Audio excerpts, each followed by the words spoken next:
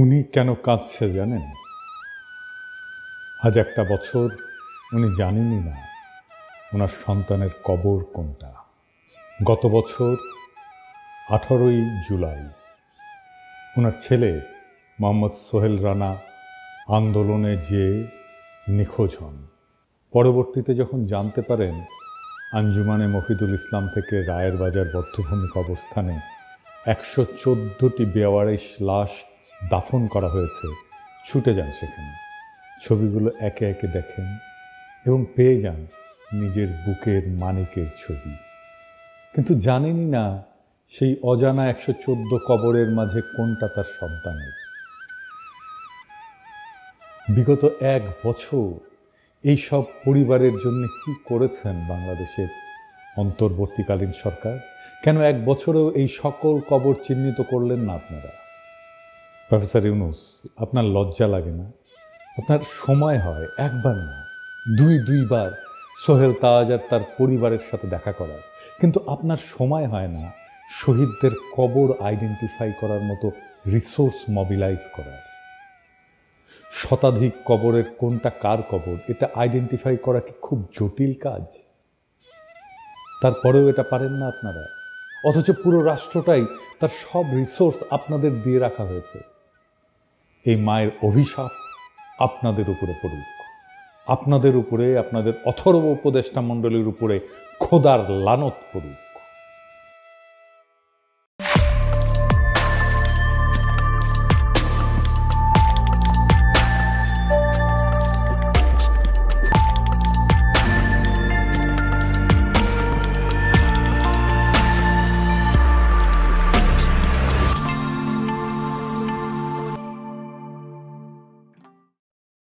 আমরা যখন ছাত্র রাজশাহীতে, তখন পাপিয়া ও রাজশাহী ইউনিভার্সিটির ছাত্রদল নেত্রী তুখোর বক্তা। পাপিয়া তখন ক্রেজ আর কি।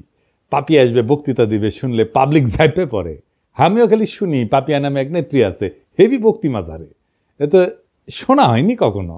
তো এর মধ্যে পলিটেকনিকে ইলেকশন হবে, আমি কাজ করতেছি দিন রাত, এটি আমাদের ক্যান্ডিডেট আছে, ভালো ক্যান্ডিডেট জিতবে আমরা জানি। হেভি গরম পড়িছে, রাজশাহীর গরম তো জানেন, চান্দি ফাটানো গরম। তো পাপিয়া আসিছে প্যানেল পরিচিতি অনুষ্ঠানে, গরমে ত্রাহি ত্রাহি অবস্থা। তো পাপিয়া বক্তৃতা দিতেছে ওই প্যানেল পরিচিতি। ছাত্রদল এই নির্বাচনে জিতবে, সেদিন ওরা যে কান্না করবে, সেই কান্নার পানিতে যে বন্যা হবে, সেই বন্যার পানিতে আমরা সাঁতার কেটে কেটে উল্লাস করব। ওই যে গরম, ওই গরমের চাইতেও বেশি গরম নিয়ে আমরা বিজয়ী হব। এর মানে কি? সেই দিন বাগে খেয়েছে, তারপরে 36টা বসন্ত পার হয়ে গেছে, তাও গরমের চাইতে বেশি গরম। এই কথার মানে বুঝি নাই। আপনারা বুঝিছেন? হ্যাঁ, বুঝেন নাই? এই জন্যই কবি পুলক বন্দ্যোপাধ্যায় লিখেছিল, তুমি কি যে বলো বুঝি না, তোমার মুখের পানে চাহিলে আমি কিছু শুনি না। তুমি কি যে বলো বুঝি না। আল্লাহর কি অসীম কুদরত। কিছুদিন আগে এই গরমের উপরে থাকা কথাটার মানে বুঝেছি। এটা নাটকের ক্লিপ দেখে আপনারাও শুনেন। এই যে এটা চেহারা ছবি মাশাআল্লাহ ভালো। তো যাই হোক, ক্যাবলা কোন দিকে? ক্যাবলা কি? আরে পশ্চিম। এইদিকে। এইরকম টেলিভিশন দেখি নাই, টেলিভিশনটা একটু ছাড়া তো। এটা টেলিভিশন না। তাহলে এটা কি? এটা জানার আপনার দরকার নাই, গরম লাগলে খবর দিন। আমি তো গরমের উপরে সব সময় আছি। হ্যাঁ, পাপিয়া এখনো গরমের উপরেই আছে, বুঝছাও? তো ইলেকশনে ছাত্রদল জিতে নাই, ছাত্র ইউনিয়ন জিতেছিল। তো বিপি সহ কয়েকটা আসনে। এখন কইতে পারেন এই হারমোনিয়াম পার্টি ছাত্র ইউনিয়নে আবার জিতেছিল বিপি ইলেকশনে। ওই সময় মানে 90-এর ছাত্র ইউনিয়ন আলাদা ছিল। ওই সময় রাজশাহী কলেজে ছাত্র ইউনিয়নের ভিপি, পলিটেকনিকে ছাত্র ইউনিয়নের ভিপি, বিআইটিতে ছাত্র ইউনিয়নের জিএস, আর রাজশাহী মেডিকেল কলেজের ছাত্র ইউনিয়নের জিএস তো আমি ছিলাম। তো যাই হোক, পাপিয়া আবার বিএনপি হারানোর কোশিশ করিচ্ছে। দেখেন প্রবাসীদের ভোট নিয়ে কি বলে। থেকে এসে কেউ যদি মেম্বার হয় সেটাকেই মানতে চায় না। আবার প্রবাসী ভোটাররা রেমিটেন্স দেয়, তো তাদের পরিবারের জন্য তারা টাকা পাঠায়, তাদের পরিবার ভিটামাটি বিক্রি করে ছেলেকে বিদেশ পাঠায়। তো সে তার দায়িত্ব আছে তার পরিবারকে টাকা পাঠানোর।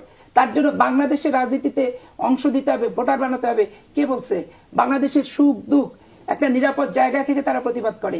আমাদের মতো রং পানি থেকে, রিমান্ড থেকে, লোহার রড থেকে থেতলা করা, আর পুলিশ পিটানি, আর দিনের পর দিন 40 দিন 50 দিন থানা ও থানা করে বেঞ্চের উপর বসায় রেখে রিমান্ড কার্যকর করা, এগুলো কি প্রবাসী ভোটাররা কখনো তারা কি ভুক্তভোগী?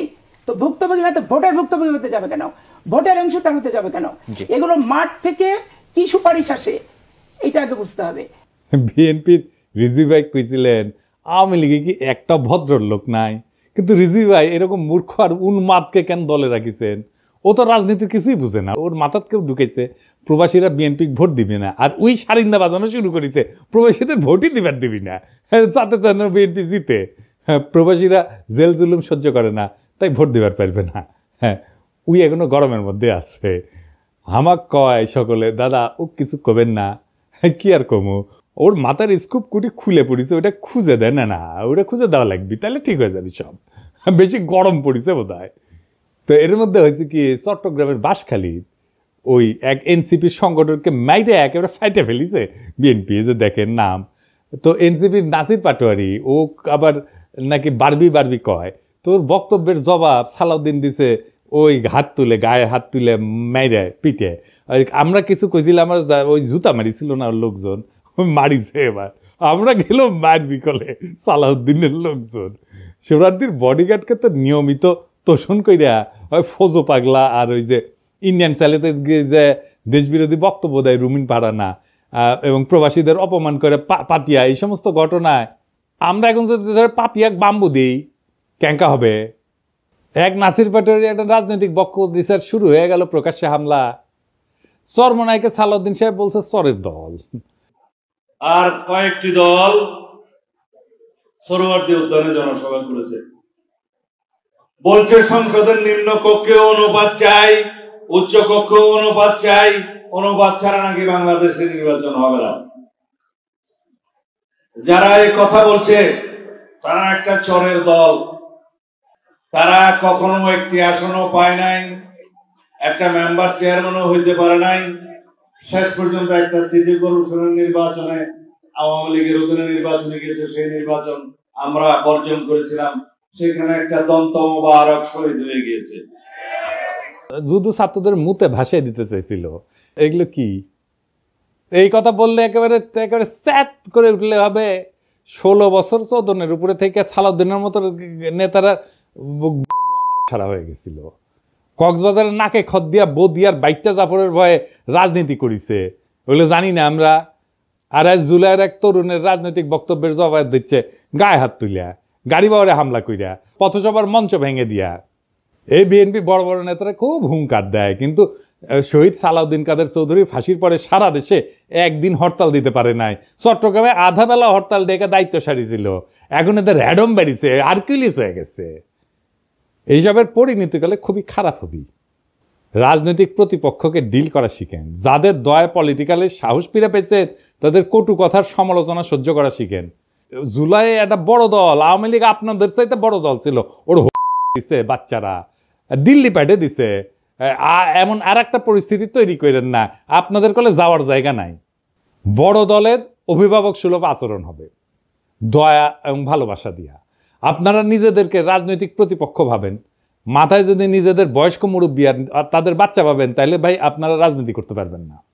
আবার বিএনপি লেসপেন্সারগুলো করছে কি, যে ছেলেটা নাকি লিক করতো, অথচ হয়েছে জুলাই বিপ্লবের সক্রিয় অংশগ্রহণকারী এবং আহত যোদ্ধা।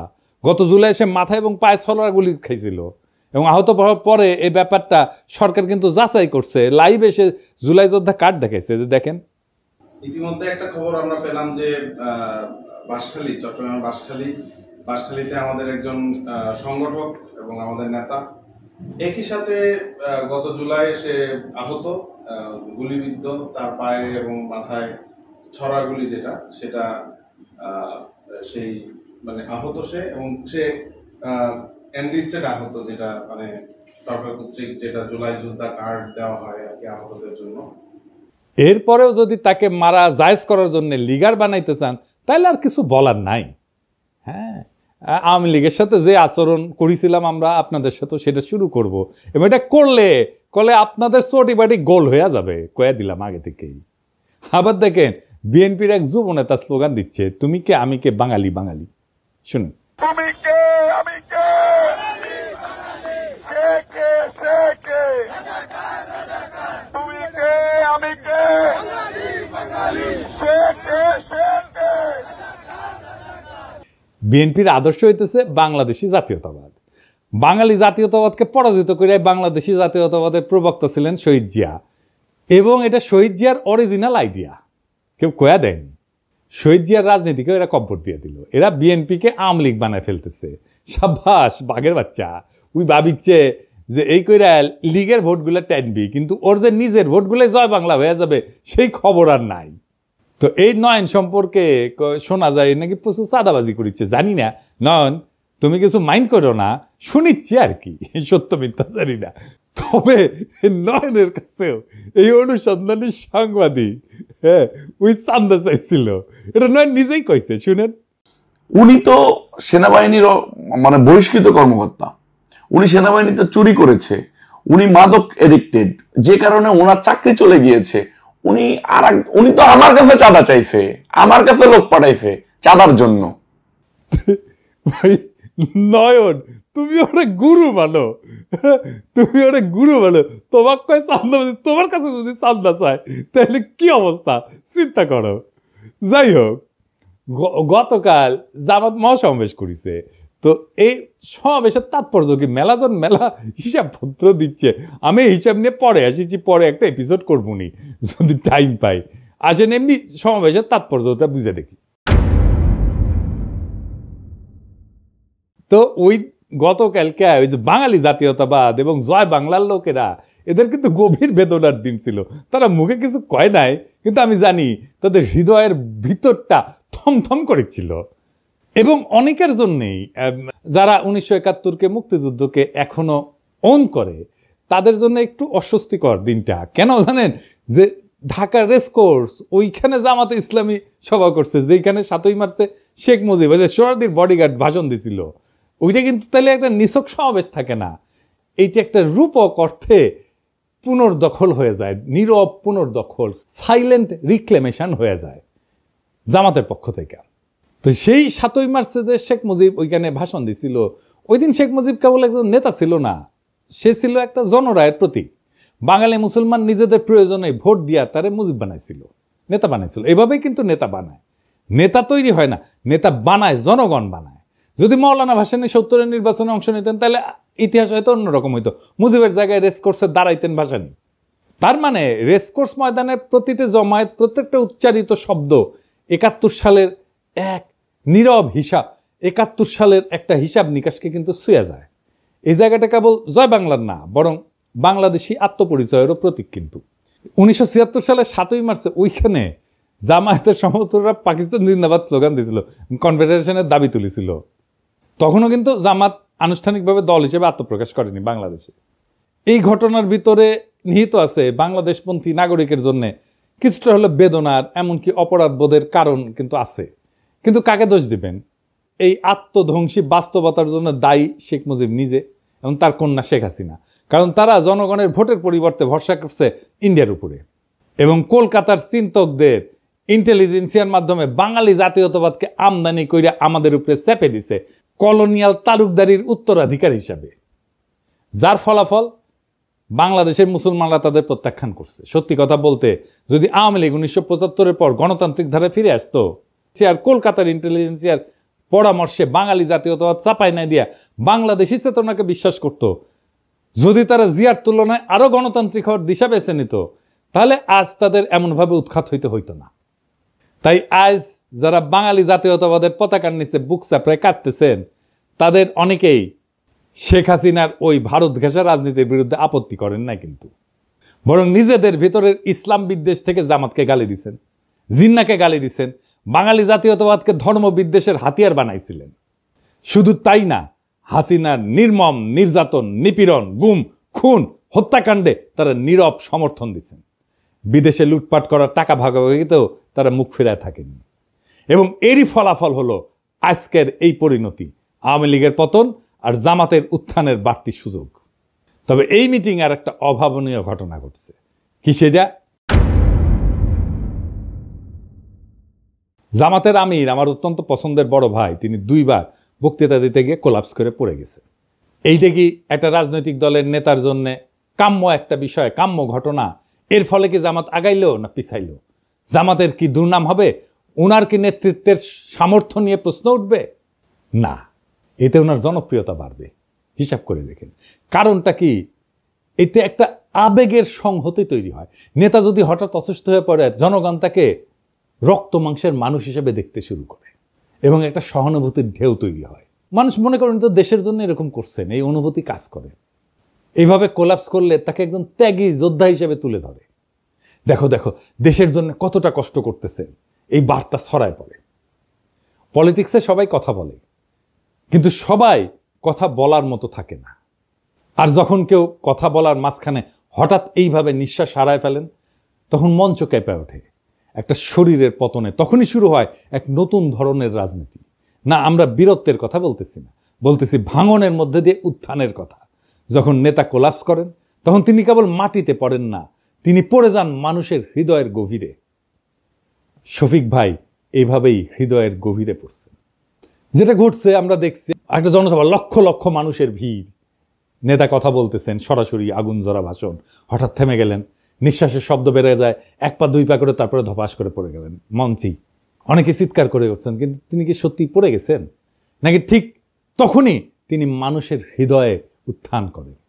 আমি কয়েকটা আন্তর্জাতিক ঘটনার কথা বলি। রবার্ট এফ কেনেডি ভাষণ শেষে গুলিবিদ্ধ হয়ে মঞ্চে পড়ে যান। কোনো রাজনৈতিক প্রতীক কখনো এত রক্তে জন্ম নেয়নি। তার জন্য পোস্টার ছাপা হয়, এতেই উনার জনপ্রিয়তা আকাশচুম্বী হয়ে যায়। রাজনীতি মানে কিন্তু পারফেকশন না। মানুষ চায় একজন তার মতো একজন মানুষ, তার মতো একজন ভাঙা নেতা, যে তার মতো কষ্ট পায়, যে তার মতো কাঁদে, যে তার মতোই ভালনারেবল। এটাই হিরোইক সাফারিং এফেক্ট। নেতা যদি ভোগে, জনগণ তাকে ভালোবাসে। ফরাসি চিন্তাবিদ জালুক ন্যান্সি, উনি বলছিলেন, যে শরীর কষ্ট করে সেই সত্য বয়ে আনে।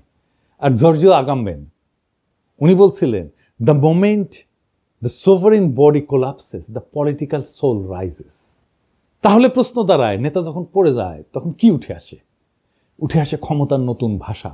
ভাঙন থেকে উঠে আসে এক নতুন প্রতীক, যেখানে নেতা আর কেবল মানুষ না, তিনি হয়ে ওঠেন সিনেমার মতো সাহসের স্থাপত্য, বীরত্বের প্রতীক, আস্থার জায়গা, ভরসার জায়গা, এবং মানুষ কানেক্ট করতে পারে তার সাথে। নেতৃত্ব সবসময় ভাষণের মধ্যে থাকে না, এইভাবে পতনের মধ্যেও থাকে। তাই এটা সিম্বলিক ব্রেকডাউন। ফরাসি দার্শনিক রোলা বার্ট বলছিলেন যে মৃত্যুর কাছাকাছি যাওয়ার প্রত্যেকটা মুহূর্তই একটা রাজনৈতিক পুনর্জন্মের আভাস দেয়। নেতা যখন কোলাপস করে, তখন মানুষ বোঝে এই লোক নিজের চেয়েও বড় কিছুতে বিশ্বাস করে। আর এখানেই আসে এক গভীর থিওরি, যেটা আগে বলছি, হিরোইক সাফারিং এফেক্ট। নেতা যখন কষ্টে পড়ে, তার প্রতি সহানুভূতি বাড়ে, আর সহানুভূতির সাথে আসে বিশ্বাস। বিশ্বাস থেকে তৈরি হয় কারিশমা।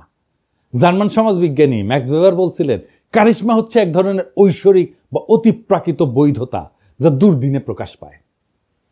নেতার শরীর যখন হার মানে, মন তখন কথা বলে, আর মনই তখন জনগণের সাথে একাত্ম হয়ে যায়। সুতরাং নেতা যখন তার ভাষণের মঞ্চে পইরা যান, তখন আমরা যদি দুঃখ করি, তাহলে কিন্তু আমরা ঘটনাটা বুঝি না। আর যদি ভাবি উনি দুর্বল হয়ে পড়ছেন, তাও ভুল। কারণ নেতা আসলে তখনই সবচেয়ে শক্তিশালী হয়ে ওঠেন। তখন তার শরীর চিত হয়ে পড়ে থাকে, আর জনগণের মন তার দিকে ঝুঁকে পড়ে। রাজনীতি কেবল শব্দের খেলা না, এটা কখনো কখনো শরীর ভাঙার বিনিময়ে মন জয়ের কাহিনী। শফিক ভাই মানুষের মন জয় করে ফেলছে। উনি মন জয় করার মতোই মানুষ, একজন অত্যন্ত উঁচু মনের মানুষ, একজন অত্যন্ত ক্যাপাবল লিডার।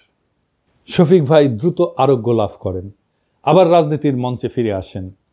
আমাদের অনেক কাজ করতে হবে একসাথে, সেই কাজে শফিক ভাইকে দরকার, শফিক ভাইয়ের মতো নেতা দরকার, শফিক ভাইয়ের মতো মুরব্বী দরকার। আমরা চাই আমাদের নেতা আমাদের মতোই হোক, আমাদের মতোই রক্ত মাংসের মানুষ হোক, আমাদের মতোই দুঃখ পাক, আমাদের মতোই কষ্ট পাক, আমাদের মতোই কান্না করুক, আমাদের মতোই ভালনারেবল হোক। আমাদের রাজনীতিতে সেই রকম নেতা সবাই হয়ে ওঠেন। আমরা সেই কামনা করলাম, সেই নেতারাই আগামীর বাংলাদেশ নির্মাণ করতে পারবে। সেই দিনের অপেক্ষায় আমরা থাকলাম। আমরা সেই দিন একসাথে আবার সেই বিপ্লবকে পুনর্নির্মাণ করব, আবার সেই বিপ্লবের স্বপ্নে আমরা নতুন বাংলাদেশ গড়ে তুলব। ইনকিলাব জিন্দাবাদ।